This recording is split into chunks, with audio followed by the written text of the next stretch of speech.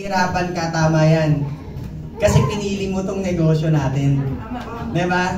And always think na lahat ng mga naging successful na kagaya po namin, lahat po yan dumaan sa hirap at proseso. And isa pa sa pinakamasarap na part po na nagkaroon ako ng sports car or ng kotse is yung madala ko sa amin sa province. Uy! Ang layo na Ilocos Mother ko.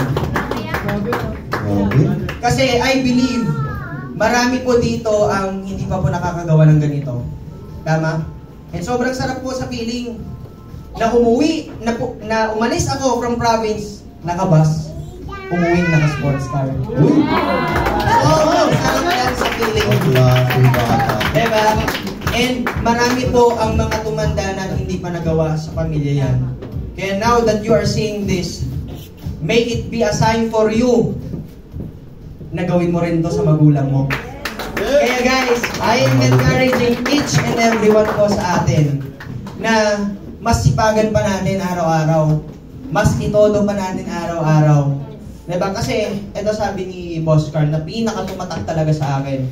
During the 1% masterclass and even sa last na coffee and cars namin, sabi niya, every one of us has each own unique skills and talent.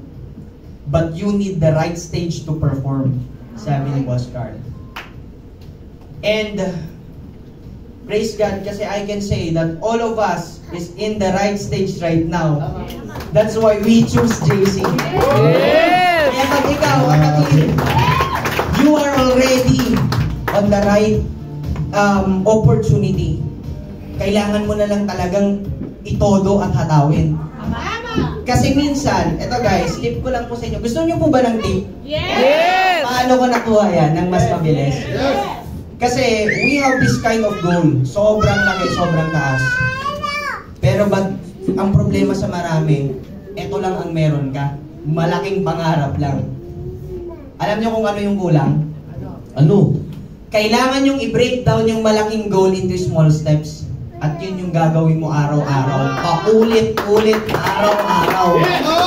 Kasi ang problema sa marami, meron lang silang pangarap. Pero hindi nila alam yung ginagawa nila araw-araw. Wala silang ginagawa araw-araw. Kaya guys, I am telling you right now na in order for you na ma-achieve mo yung mas malaking bagay, start ka sa maliliit na activities and steps. Ito yun. And of course, ang pinaka-basic dyan, ano? Yes, ano? Exactly. You need to share the business. Tama. Kasi guys, again, nakwento ko, wala po akong family and relatives dito sa Manila.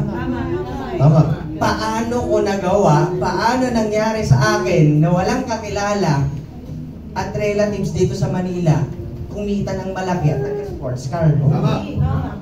Mainly because hindi ako nakatingin dun lang sa circle of friends ko, circle of mga kakilala lang.